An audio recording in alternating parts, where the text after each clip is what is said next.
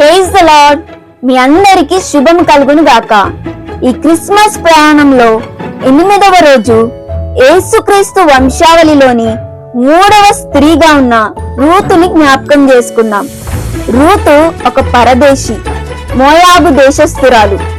ఆమె భర్త మరణించిన తర్వాత తన సొంత దేశాన్ని, ప్రజలను విడిచిపెట్టి అత్తయ్యన నయోమితో ఇలా అంది, నీ దేవుడే నా దేవుడు అని. ఇది ఎంత గొప్ప విశ్వాసం!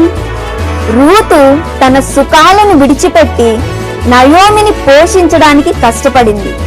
ఆమె విశ్వాసం చూసి దేవుడు ఆమెను ఆశీర్వదించాడు.